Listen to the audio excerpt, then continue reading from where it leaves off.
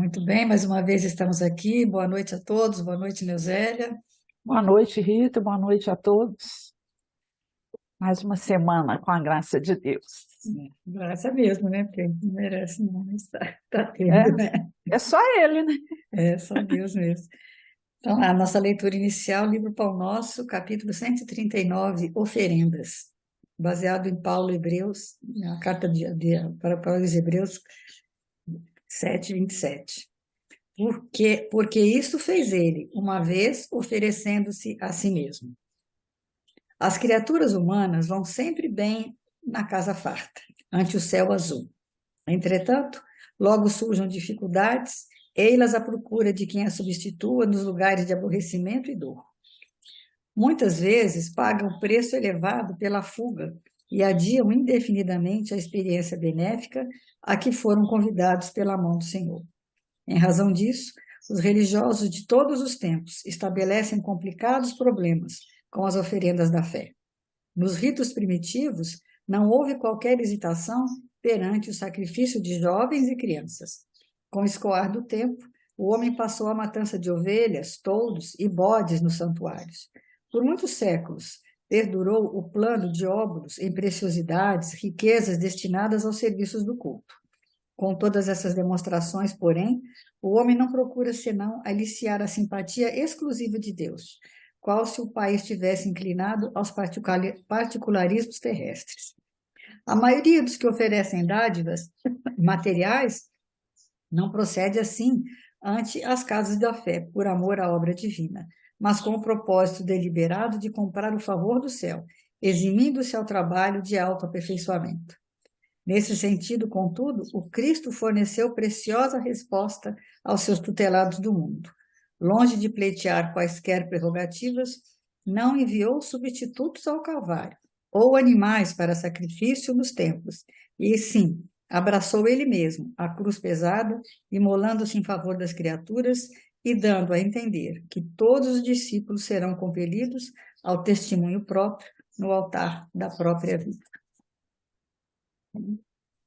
Então, nesse momento, Senhor, mais uma vez aqui estamos, reunidos em Teu nome. Pedimos amparo para essa nossa reunião, para a nossa casa espírita, para esse nosso planeta que está tão necessitado da Tua presença, que sente tanta saudade de Ti e dos Teus ensinamentos.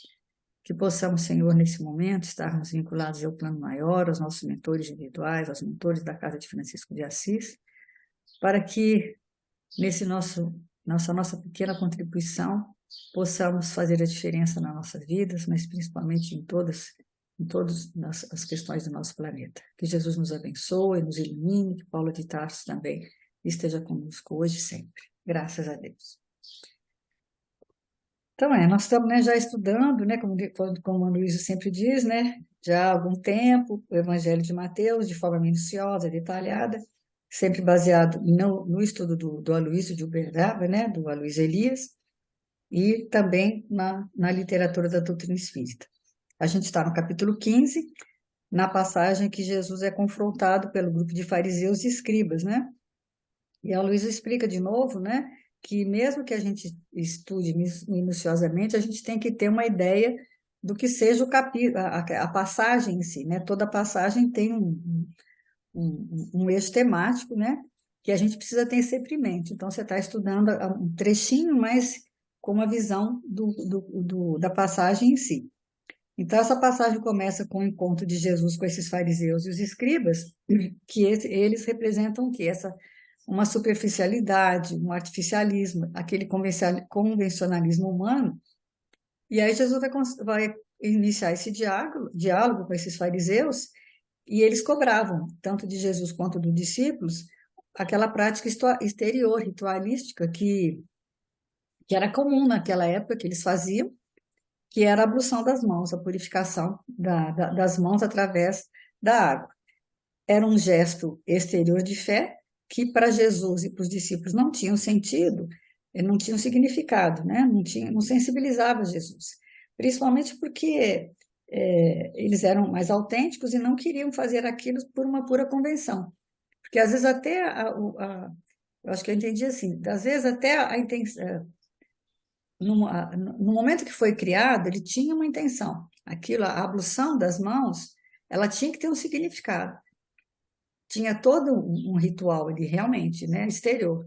Mas se a pessoa fizesse como um sentimento, mas não era o que acontecia ali. Eles já estavam fazendo aquilo de uma forma automática, de uma forma que não tinha mais um sentido, né? E aí, como Jesus não entende, os discípulos não aceitam isso, né, de fazer aquilo de forma mecânica, eles são censurados. E aí, é, e aí Jesus, né, aproveita essa oportunidade, né, para provocar uma discussão ali, uma série de coisas que acontecem ali na sociedade da época e que ainda acontece hoje. Muitas coisas que a gente faz ainda, né, sobre a nossa sociedade atual, né? Que aí ele fala, esses escribas e fariseus representam o que existe de mais convencional, convenções, artificialismos, criações humanas e que não são obras de Deus. Então, tudo que o homem cria, depois ele começa a automatizar aquilo e fazer de uma forma que não é tão, não é mais uma questão de religião, é mais uma questão de regras, né? E tudo que não é de Deus acaba, que ele fala, né? É perecível. Aí Jesus argumenta com os fariseus que realmente os discípulos estão transgredindo, sim, mas estão transgredindo uma regra que é humana, convencionada e criada pelos homens, que são imperfeitos. Mas que eles estão transgredindo o quê? A lei de Deus, que não poderia ser transgredida, que até a gente falou, né? Não honrar pai e mãe, né? E o versículo de hoje é Mateus, capítulo 15, versículo 5, que diz assim: Vós, porém, dizeis. Quem disser ao pai ou à mãe é oferenda o que de mim te seria útil. Então, na semana passada, a gente falou que existia um mandamento maior, né? Jesus fala, né? A eles que havia um mandamento maior, que é honrar teu pai e tua mãe. Mas naquele contexto, a gente viu que significava honrar pai e mãe. Remontava aquela espiritualidade anterior, que era ensinada, né? Que eles estavam desrespeitando a geração, desde Abraão o que eles estavam desrespeitando. Então, e outro lado, eles estão honrando o que tinha de pior na hereditariedade israelita. Quer dizer, eles estavam respeitando uma coisa que era superficial e deixando de respeitar aquilo que tinha assinado nas tradições do povo, conservando vícios, né? E a manifestação, assim, mesquinha que eles tinham aprendido com aqueles mais velhos. E no versículo de hoje, Jesus está dizendo que os fariseus costumam lidar com esse mandamento, né, de honrar pai e mãe, de forma superficial, mesquinha e convencional, né? Aí eles falam, quer dizer, vocês estão achando que manifestar E adoração, só com as né, obrigações do templo, né, que era que era suficiente. E é igual muita gente suficiente. vê hoje, né? A pessoa acha que ela tem que ir, dependendo do lugar que ela vai, ela só tem que ir lá, no católico, ele vai lá, assiste a missa, toma, o- é, toma a hóstia, né, a comunhão, vai para casa, não tem que fazer nada. O espírita vai, assiste a palestra, né, toma o passe, vai embora. O evangélico vai no templo, lá tem o óleo, né, que eles passam, faz a adoração e vai embora. Então, essa adoração não é ruim, é lógico que é bom você ter um templo, você ter uma religião, você ter um lugar que você. A gente costuma dizer, né, que a gente vai. O Espírito também vai dizer que vai lá no templo e lá na coisa, lá você liga a tomada e pega energia, né? Mas o que você faz com essa energia depois? Num dos Né? prefácios, que eu não estou lembrando o livro agora, eu me lembrei dessa passagem aqui agora, dessa coleção do Benfeitor Emmanuel, né? Ele fala, né, que não pode haver linhas divisórias entre o tempo e a vida, né? Então, é justamente o que eles fizeram lá e nós ainda continuamos fazendo. Porque não dá para que eu seja uma pessoa no lugar onde eu frequento, religioso, qualquer que seja ele, e eu deixar os ensinamentos que eu recebi só lá, né? A É, proposta é justamente o quê? Trazer isso para a vida, né? Em todos os momentos, que a gente seja cristão, não só no tempo, mas que seja cristão na vida, através das nossas ações, que isso aí é extremamente importante. Se a lei de Deus já existe na nossa consciência, o que a gente tem que fazer? Ela deixar que ela saia nos diversos momentos, né, que a gente, dos nossos Até desafios mesmo de... na questão dos livros, né? Tem pessoa que se vangloria que tem uma montoeira de livro, que tem muito livro em casa, que tem livro, vai aumentando. Eu me lembro de um senhor que falou comigo que tinha 1.000 livros. Aí, naquela ocasião, eu fiquei muito impressionada com isso, aí eu passei a diminuir a minha quantidade, sabe? Aí eu, livro que está parado aqui em casa, que eu já li, a menos obra básica, lógico, algumas coisas, por exemplo, André Luiz, as coisas mais básicas, a gente vai tendo que ficar com elas, né? Mas hoje em dia tem até recursos de você pegar na internet, né?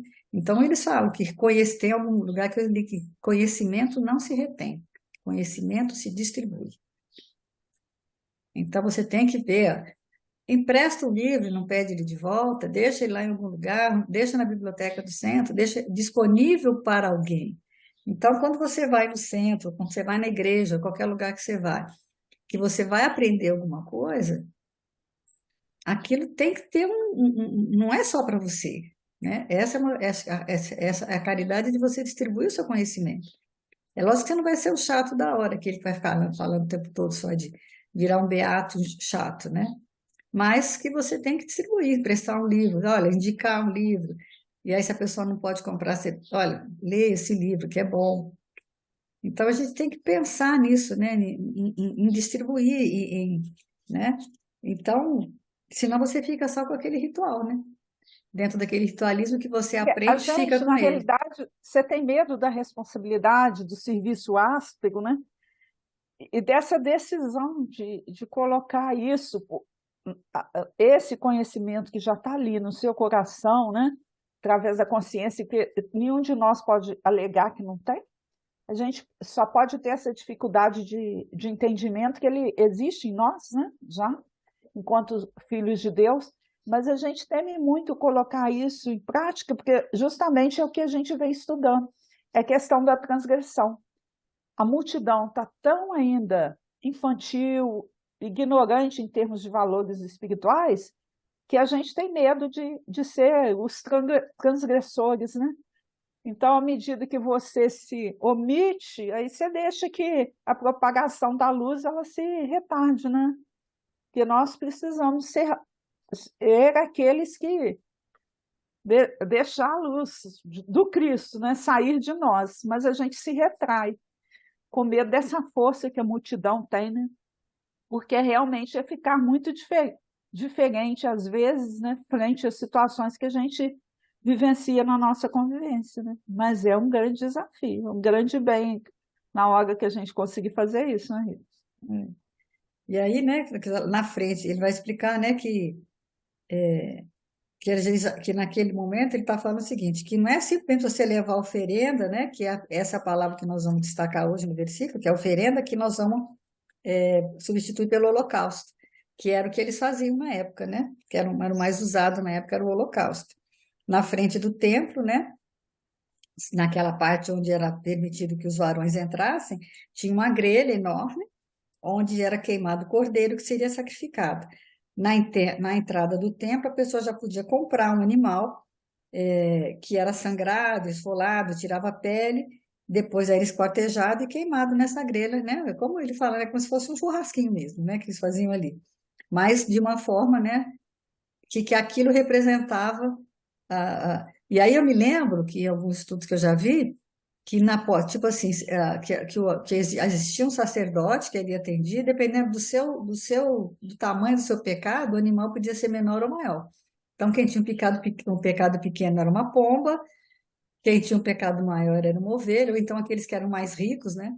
Quem tinha mais dinheiro comprava um animal maior, e a imolação daquele animal significava que aquele seu pecado Pecado. estava sendo resolvido, né? Na realidade, tinha tudo uma explicação desse sentido litúrgico, né? Que para eles realmente tinha uma significação. Mas a gente tem que entender que, na medida que a nossa evolução vai acontecendo, né? Então, essas primeiras manifestações que, na realidade, eram uma espécie de um teatro, de uma encenação didática, dessas coisas profundas, que a gente entende que existia ali um sentido para eles de espiritualidade profunda, né? Mas aí foi se perdendo o sentido, né? E ficando o gesto. É É porque isso que agora a gente tem que entender, que a diferença tem que deixar. E é essa divergência que houve, né, de se perder o sentido de espiritualidade, de ficar o aspecto teatral da encenação, tem que desaparecer para que realmente o quê? Os fatores exteriores, né, desapareçam, né, e a gente realmente busque o quê? Dentro de nós mesmos aquilo que Jesus espera de nós, né? Que é o sentido profundo da espiritualidade, dessa espiritualidade profunda, que é o quê? É o acolhimento espiritual, né? É É a porque aquilo hospitalidade. vinha, né? Aquilo vinha aquela prática, vinha de quê? Lá de Abraão, que Deus testa Abraão para que ele sacrifique o próprio filho. Mas Deus não queria o sacrifício do filho, Deus queria que ele pudesse, visse nele, sentisse nele, que se fosse preciso ele faria. E aí eles já fizeram, só que aquilo já não era mais feito de uma forma sincera, era uma forma já banal, né? Esse que era o grande problema. E outra coisa que ele fala, né, que aqueles jovens do Sinédrio eram todos muito ricos, né? Porque a permanência para ficar lá em Jerusalém, para ter o custo para se formar um rabino era muito alto. Então, todos eles, né, eram de famílias ricas. Então, desde a infância, eles tinham essa mentalidade, esses hábitos, uma cultura familiar, né, de muitas gerações. E aí ele até vai explicar quem era, qual o maior exemplo disso, a gente já estudou, né, nos estudos anteriores, que era Saulo, né, aquela cena que ele mostra do Saulo e do Sadoc. Qual que era a mentalidade deles? Ah, meu pai é rico, né? O pai de Saulo trabalhava com tecidos, né? Possuía caravanas, comercializava tecido, tenda, lona. Era uma indústria têxtil enorme, né? Dono de uma fábrica com muitos teares, muitos funcionários, né? Inclusive a Áquila e a Prisca eram donos, eram também funcionários, né? Na época. Então ele é como se ele era um mega empresário e todos eles foram criados assim, ah, tudo que eu quiser eu posso comprar, eu posso quebrar, não tem importância. E hoje em dia a gente vê muito isso, né? Crianças que acham que podem tudo. Ai, meu pai, eu posso fazer o E adultos, crianças E que adultos, continuam crianças que continuam fazendo isso porque, ah, não, eu posso, só eu posso usar do jeito, posso comprar, posso deixar aqui no canto, tanto faz, depois eu jogo fora, depois eu, né, compro outro novo, né? Essa cultura do descarte, né? Então, mas o fato, aí ele fala, né, que o problema não era o fato dele ser um grande empresário, né? Mas na relação que eles tinham de pai com filho dessa questão, que tudo pode, né? Aquela cena que a gente viu, né? Que ele queria uma túnica, ele comprava, ele queria um cavalo, ele comprava, ele queria tudo ele podia comprar, tudo era possível, né? Dentro daquela proposta, né? Aí eles crescem, né? Numa mansão, né? O Sadoc tinha aquela mansão enorme. E aí começa-se, e aí disso passa uma relação com Deus da mesma forma, ou seja, eu posso comprar o céu, né? Eu posso É fazer uma. como se Deus, aquela leitura que você fez, né, no início, que traduziu bem o versículo de hoje, né?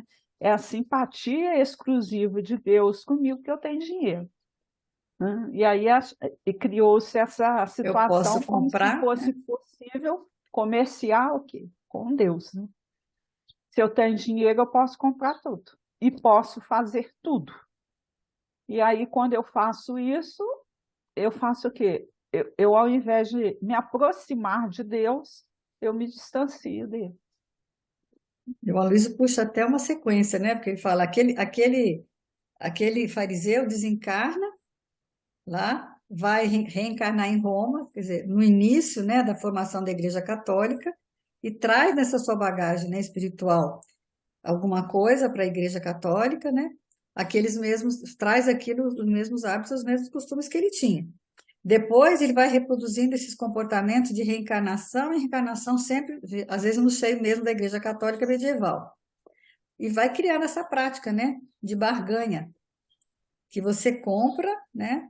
Aí ele cita, né, aqueles negociantes de quinquilharias religiosas, né, de Simão, que eles aí um ossinho da clavícula de São José, uma lasquinha da cruz de Jesus, um trapinho, ainda hoje acho que não, espero que não tenha mais isso, né?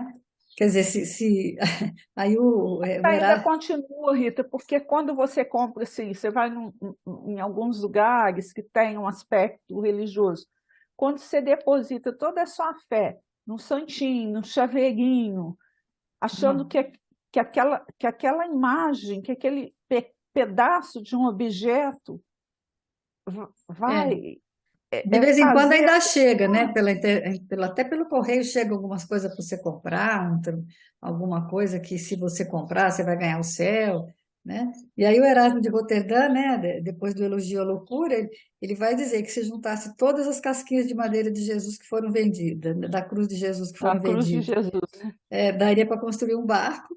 E se juntasse todos os trapinhos do manto de Nossa Senhora que foram vendidos, dá para fazer a vela para esses barcos.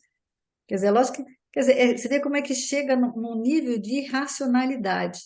Porque é o que ele fala, a pessoa não está comprando do Simão.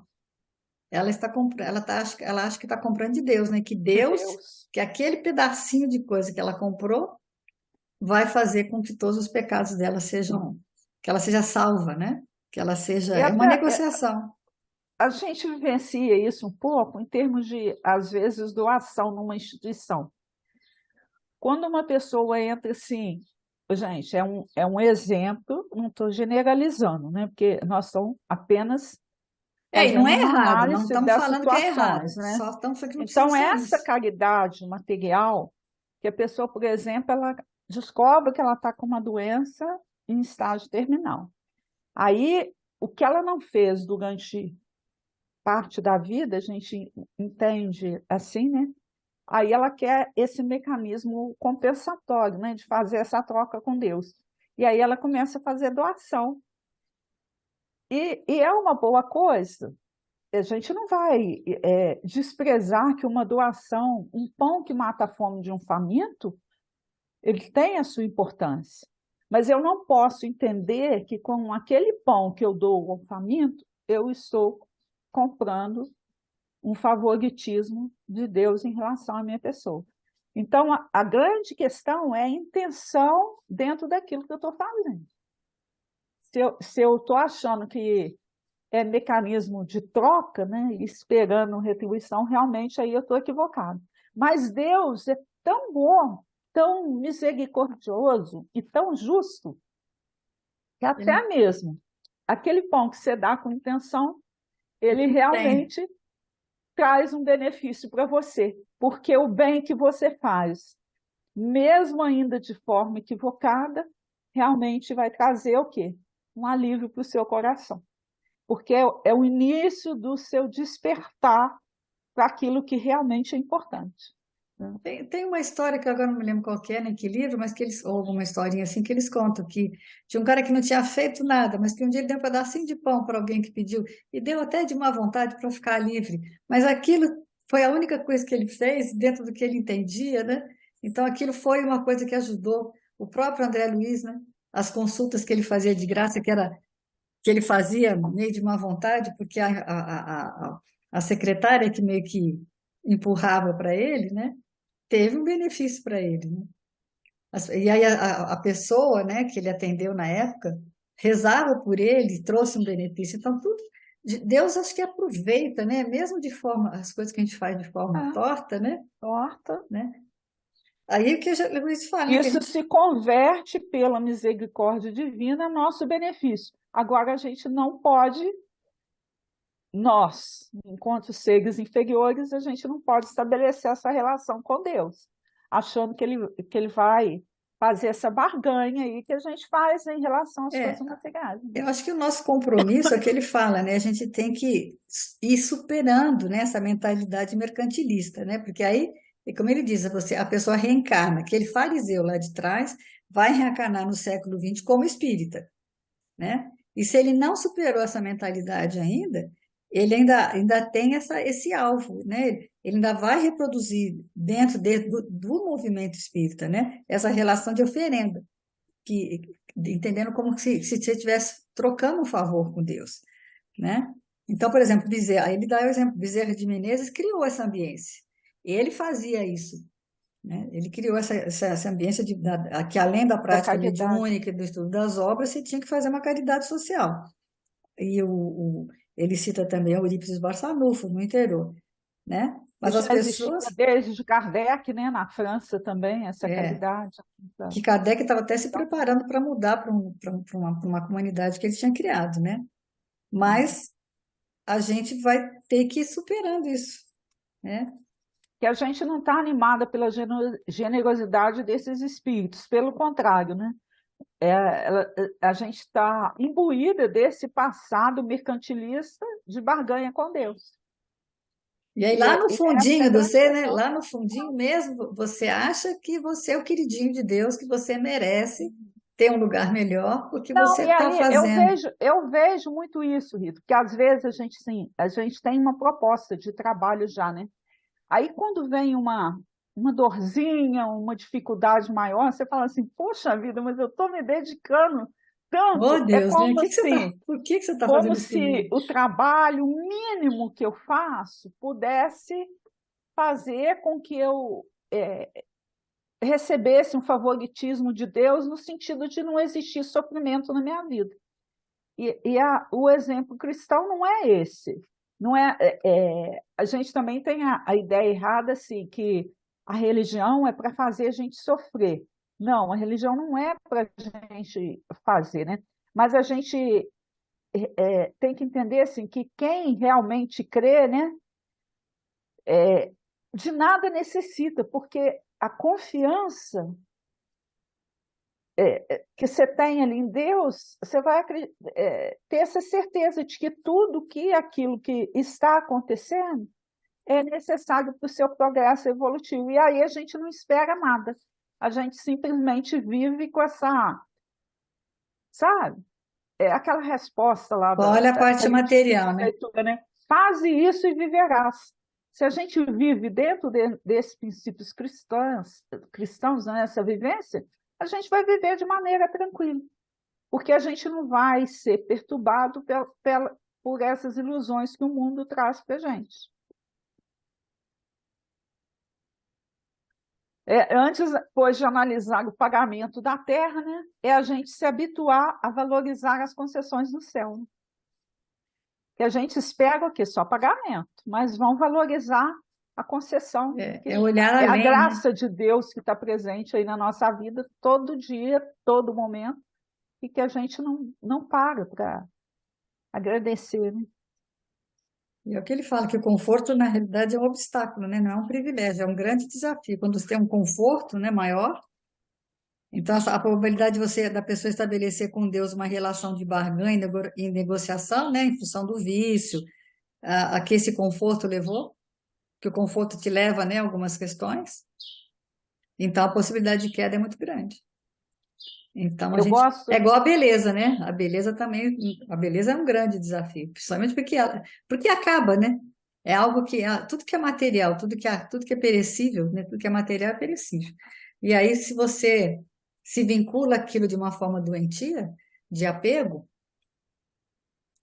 aí você e quando aquilo acaba, eu acho que essas situações de evidência, tanto de poder, beleza, riqueza, elas se tornam mais difíceis a partir do momento que o mundo é um universo mental.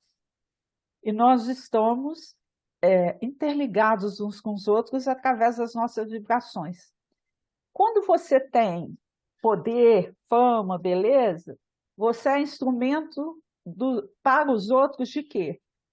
De inveja, das pessoas que se colocam, né? Que queriam, te coloca acham num que você não pedestal, é né? merecedor daquilo e queriam aquilo. Então, é a inveja, ou então elas te colocam num nível de superioridade que você ainda não tem.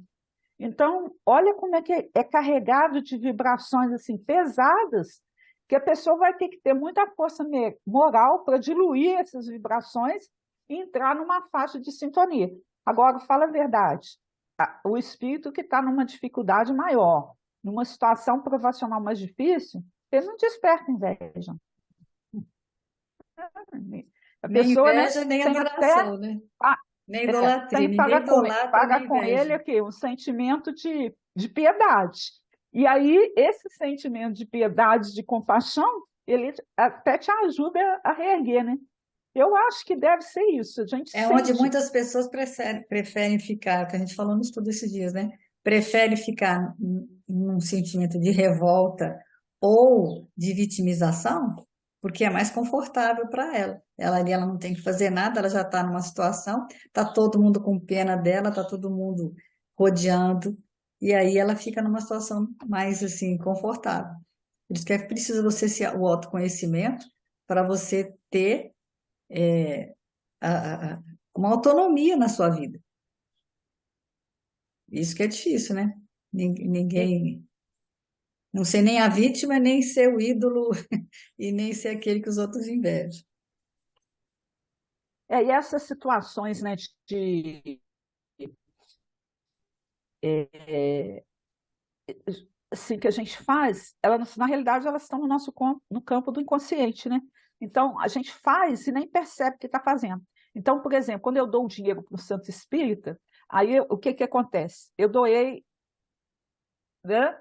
Mas eu doei esperando que em algum momento aquilo retorne para mim em forma de gratidão dos frequentadores, ou que alguém me ofereça um cargo, né?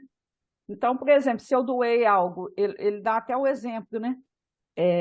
Que aí eu fui fazer uma cirurgia, né, de coluna. Eu espero que as pessoas vão lá, não passo. Nossa, mas eu doei isso por cento, eu fiz isso e Ninguém veio não, aqui, ninguém me deu um ninguém veio aqui passe, me ver. ninguém me ligou. Então, aquilo ali ainda não está atestando o reino dos céus em mim, porque eu doei sim, trouxe benefício? Claro, gente, é muita hipocrisia nossa de achar que uma doação não traz benefício. É claro que traz.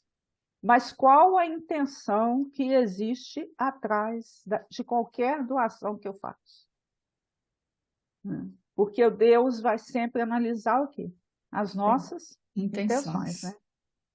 Então, examine esse nosso campo consciencial, né? Para ver se aquilo que a gente está doando, quando a gente não está esperando essa retribuição, se não vai trazer para nós mágoa e ressentimento.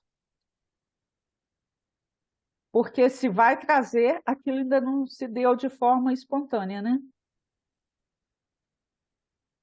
E aí ele fala, quanto menos me custa, mais exterior, né? Por isso Jesus menciona o óbolo da viúva, Da viúva, né? né? Que não é ruim, ajudar o centro, né? Ajudar as pessoas, é muito bom. Mas é um gesto que se faz com a mão, né? Com cartão de crédito, com cheque. Nós vamos lá no Livro dos Espíritos, na pergunta 653. 653, que fala: a adoração tem necessidade de manifestações exteriores? A adoração verdadeira está no coração. Em todas as vossas ações, sempre que o Senhor vos observe. Pensai sempre que o Senhor vos observa. Então não adianta, né? A gente pode até fazer a coisa acreditando que a gente, né? Mas o olhar de Você Deus pode está ali, enganar até né? a você mesmo, mas a Deus É, não, né? a Deus não se engana, né? Então todas essas situações de vivência, ele está sempre sabendo realmente quais são as nossas intenções, né? Na época de Jesus, era essa questão de lavar as mãos, de ajoelhar, né? E hoje continua, né? A gente tentando enganar, fazendo doações, esperando retribuição, mas é aquilo que a gente tinha acabado de falar, né? A intenção, né? Como o óbolo da viúva, é que vai ser avaliada, né?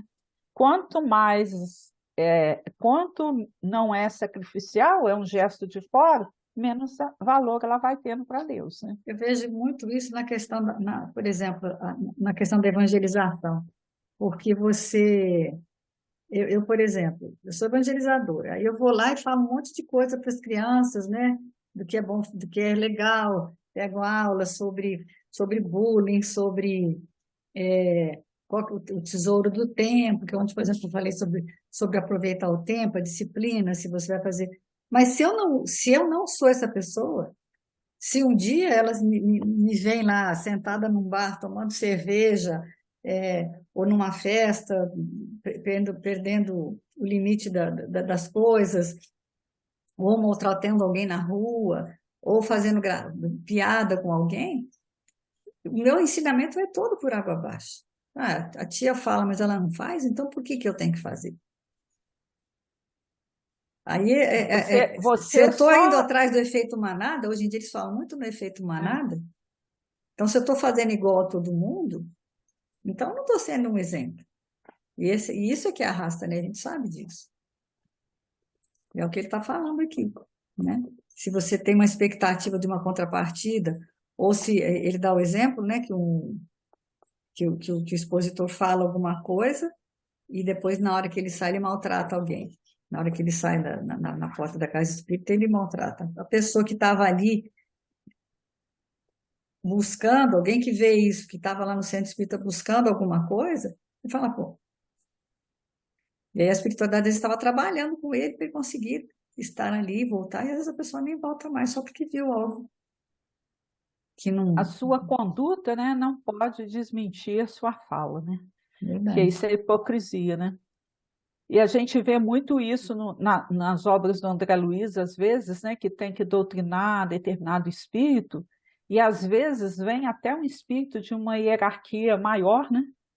Porque, na realidade, aquilo ele já tem pronto o amor, né? Então,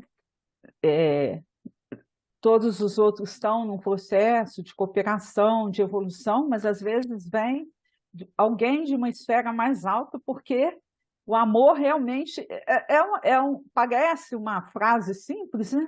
Mas realmente é de um efeito grande, que o amor contagia, né? Essa autoridade moral, né? Esse despertar espiritual, né? De acolhimento, de carinho, de afeição, é isso realmente que vai contar. E não é só a gesticulação, o fato de eu frequentar, de ir lá uma vez por semana, nada disso. É o que você está realmente alimentando em termos de sentimento, né? E aí, no 653A, ele vai chamar atenção para o seguinte, ó, a adoração exterior é útil? Sim, se não é um bom simular. É sempre útil dar um bom exemplo, mas os que só fazem por afetação e amor próprio e cuja conduta desmente sua aparente piedade, dão antes um mau exemplo que um bom e fazem mais mal do que supõem. Isso é muito sério, né? Porque às vezes você É. está. E é engraçado que ele dá justamente um exemplo que me incomodou. Por quê? Ele fala que se você às vezes leva um vaso de flores para o aniversário do centro, né? Então, esse mês nós estamos no meio de Kardec, e eu realmente fiz. Eu fiz 2 vasos de arranjo, que aqui tem em casa, tem muita natureza e tal. Peguei lá os papiros, tal, fiz 2 vasos bonitos, pus lá na mesa do centro. Mas foi isso na semana anterior e coloquei lá, né, para enfeitar a mesa do coisa. Só que eu achei que o vaso ia durar mais tempo, sabe? E então nessa semana agora, eu não me dei, eu fiquei enrolada às vezes, com as coisas do asilo, aqueles estudos, e tal, e não fui lá ver como é que o vaso estava. Quando eu cheguei no centro, o vaso estava lá num cantinho, todo murcho, todo feio, ninguém nem teve assim, podia ser, por exemplo, podiam ter pelo menos jogado fora as flores, né? Que elas ficaram feias, ficaram assim feiosas, então não botaram na mesa, deixaram lá no canto da mesa. Eu também não tirei, que também não tive tempo, que nós chegamos por estudo. Mas aí eu pensei assim, gente, eu tinha que ter lembrado, né, de trazer, mas aí eu lembrei disso tudo, falei assim, mas o que adiantar, né? Você ia perder tempo de trazer flor quando você tinha outras ocupações que eram mais importantes do que trazer a flor, né?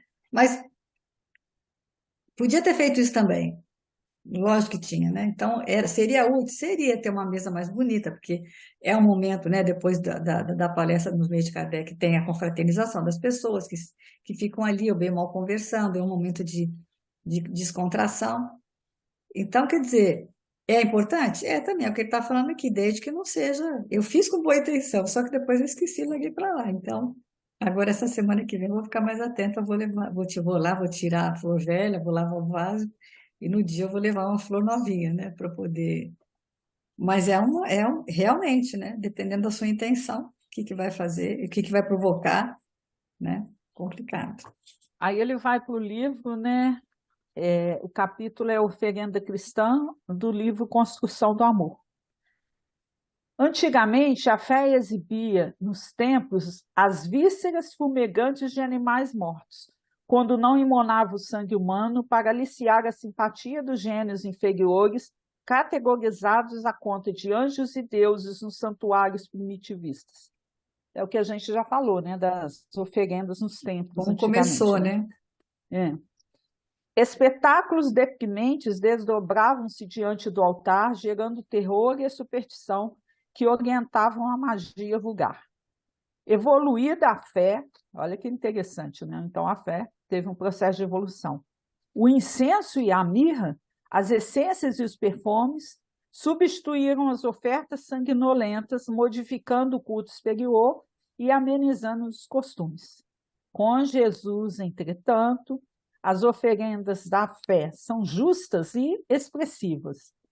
O discípulo do Evangelho é convidado a imolar a si mesmo nas áreas da renúncia pelo bem dos semelhantes, a fim de que a terra se faça exemplo, se faça o templo do amor divino.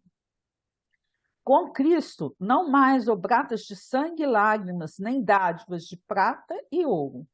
Não mais o ceticismo da ignorância, nem a exaltação dos interesses mesquinhos, mas sim o próprio coração do aprendiz erguido ao trabalho da felicidade comum em bases no próprio aperfeiçoamento. Se pretendes trazer ao mestre o feito de teu caminho, Carinho. recorda que o Cristo, carinho, desculpe, caminho, né? Não, Não, caminho carinho. mesmo. O preto do Não, no teu, teu é é caminho. o preto do teu carinho. Né? Bom, No meu, acho que é carinho. olha, no meu livro mesmo está o feito do teu caminho. Bom, Engraçado, né? se você quer levar alguma coisa boa, né? Aqui tá preto de É, carinho, mas não sei. mas na minha tradução tá não. Recorda que o Cristo não deseja adoradores de sua figura excelsa, mas artífices e servidores da boa nova, que saibam calar, auxiliando, amar com desprendimento e servir sem repouso, porque somente nesse culto íntimo de afetuoso devotamento é que conseguiremos, em verdade, comungar-lhe hoje e sempre a edificação do reino de amor e luz. É Nossa, como que interessante é? ver isso, né? Porque realmente é um crescendo né? Matava bicho, depois passou a só a colocar essências, Processo evolutivo, perfumes, é né? um processo evolutivo. Hoje em dia a gente já, né, tem ainda essas questões, mas a gente está evoluindo, porque hoje pelo menos a gente já tem consciência do que precisa ser feito. Pelo menos enquanto espírita a gente tem que ter essa consciência do que é certo. A gente dá conta de fazer? Não, ainda não. Ainda não somos espíritos, né? Estamos ainda em evolução ele fala, né, do fetichismo, né? Ou seja, a fantasia dessa idolatria, do paganismo da antiguidade, mas também a gente não pode ter mais essa relação mesquinha, né? Que você liberou, né, deu dinheiro e resolveu tudo. Então, a proposta do Emmanuel apresenta um trabalho feliz pela felicidade, um trabalho você está satisfeito simplesmente para trazer o conforto e a felicidade do outro. Sem se No queixar, sem livro, reclamar, sem cobrar, é, sem querer a felicidade, né? Pela felicidade geral. Que muitas vezes você vê em reuniões que as pessoas se reúnem, que uma defende uma proposta, né? Tem um tema, vamos dizer um tema. Eu quero, vamos falar basicamente para não criar polêmica. Eu quero que o vaso de flor esteja no centro da mesa. O outro quer que o vaso de flor esteja na lateral. E aí uma reunião para resolver onde vai colocar o vaso. Se eu mantiver, se eu for para a reunião com a ideia que para mim o vaso só serve se ele fica no centro, e se o outro for para a reunião, certo que só vai estar na lateral, nós nunca vamos chegar a um consenso. A gente tem que pensar qual é o melhor lugar em que o vaso vai estar, né, materializando, é lógico que não é esse o caso, para que toda a comunidade seja, dentro do que é possível, ser atendida. Que seja melhor para todos, de uma forma geral, e não para mim ou para aquele outro. Se você vai para essa reunião sem essa proposta de diálogo, só com a proposta de impor o que você quer que aconteça, não resolveu nada. Eu gosto muito dessa pergunta quando a gente tem dúvida de uma coisa. Aí você pergunta para o mestre e tenta silenciar. O que queres que eu faça? Porque aí, mesmo que você ainda não tenha condição de fazer o melhor, mas também você não vai se influenciar pelo mal, sabe? Quando a gente se coloca nessa situação de estar com o mestre, a sua chance de errar é menor, dentro desse processo evolutivo que cada um de nós está, né? Porque se a gente discutir igual a questão do vaso aí, eu estou de um jeito, você de um jeito, aí se a gente fizer a pergunta, senhor, que queres que eu faça? Jesus vai lá e Aí quebra o vaso. provavelmente Jesus vai falar assim, ó, não é esse vaso que faz a diferença aqui. O que vai fazer a diferença é como cada um de vocês vai tratar um ao outro. É. Caridade cristã. Não, e Jesus vai lá e quebra o vaso, bota alguém para pegar o vaso, deixar ele cair no chão, quebra o vaso, acabou tudo. Não tem nem vaso mais para brigar. E aí ele fala, né? Você faz uma música, né? Bonita, rima Jesus com luz, com cruz, canta emocionado, tá? Muito bonito isso, né? Jesus aplaude, acha lindo, mas aí ele vai perguntar, e aí, o que mais que você vai fazer? Né? Aí ele fala, eu quero além da sua lágrima, talvez o seu sangue, mas com certeza seu sistema nervoso, sua noite de sono, seu cansaço, sua segurança e sua exaustão. É isso que, né? Embora a gente possa pensar que é uma coisa absurda, mas é o que Jesus fala, né? Para os discípulos. Você faz uma Ele, no homenagem, livro, né? no livro Consolador, ele fala muito, né, que essas coisas aconteceram, né, dentro do processo evolutivo das religiões, né, para confundir os espíritos mais simples. Aí fala justamente dessas convenções. Ó, não tardou muito que o sacerdócio eliminasse as mais belas expressões do profetismo e mudando o evangelho sobre um acervo de convenções religiosas e roubando as revelações primitivas a sua feição de simplicidade e amor. Então, que toda a lei da Torá, que era simplicidade e amor, né, nós fomos desvirtuando, né, com essas convenções exteriores e estabelecendo, né, transformando os ensinos de Jesus em instrumento da política administrativa, adulterando os princípios religiosos nos seus traços primitivos. Então, quanto que a gente errou, né, nesse intercâmbio aí que a gente tentou estabelecer, né, Aqui no decorrer. no livro Pão Nosso, tem um capítulo que chama Compreendamos, que ele vai falar, só um trechinho aqui, ó.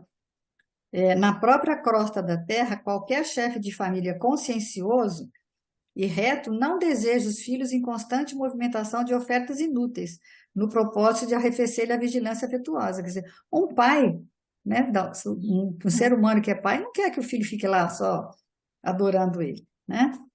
Se tais iniciativas não agradam aos progenitores humanos, caprichosos e falíveis, como atribuir semelhante falha ao Todo Misericordioso no pressuposto de conquistar a benemerência celeste? É indispensável trabalhar contra o criminoso engano.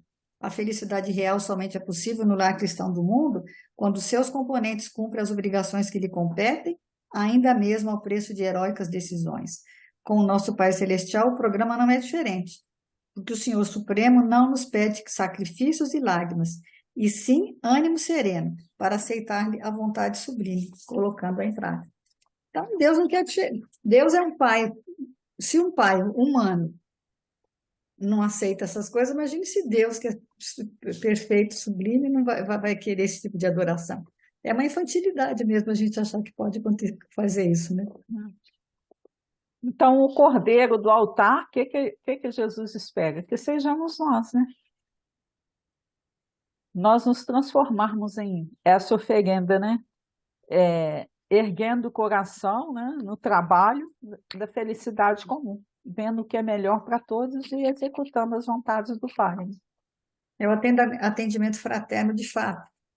Você, sim, dá, O dá o pão, acolhimento, né? você dá alguma coisa, mas também estender sua mão, ser generoso é, emocionalmente, se envolver com a questão, ver qual que é a necessidade real daquele que está te pedindo, porque às vezes nem sempre está te pedindo só um prato de comida, nem sempre está te pedindo só uma blusa ou um pedaço de Na pão. realidade, né, Rita, os maiores infortúnios são os ocultos, né?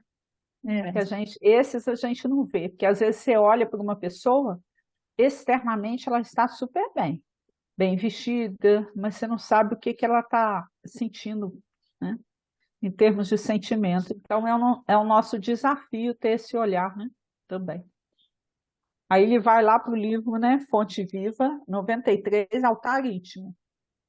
Até agora construímos altares em toda parte, reverenciando o Mestre e Senhor. Então, altar o mundo está cheio, né? De ouro, de mármore, de madeira, de barro, recamados de perfumes, preciosidades e flores, erguemos santuários e convocamos o concurso da arte para os retoques de iluminação artificial e beleza exterior.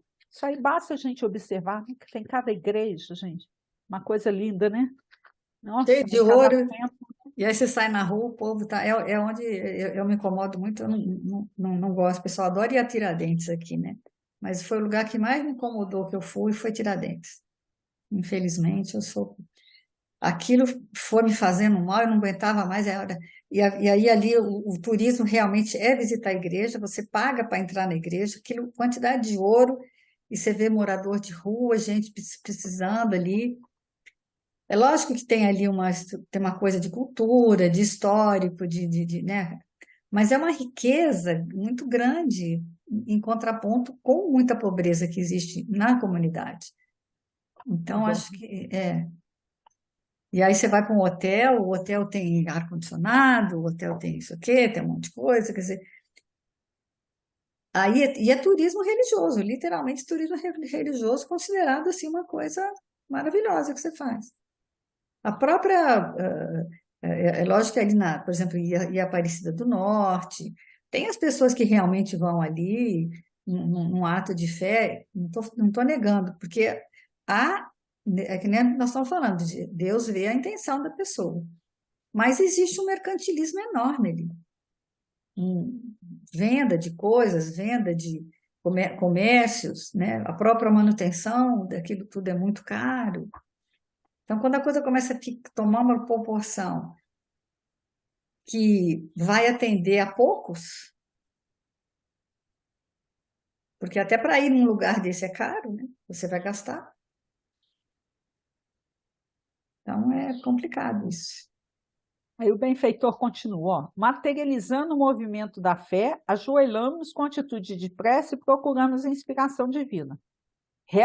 Realmente, toda movimentação nesse sentido é respeitável, ainda É. mesmo quando cometemos o erro comum de esquecer os famintos da estrada em favor das suntuosidades do culto, porque o amor e a gratidão ao poder celeste, mesmo quando mal conduzidos, merecem veneração.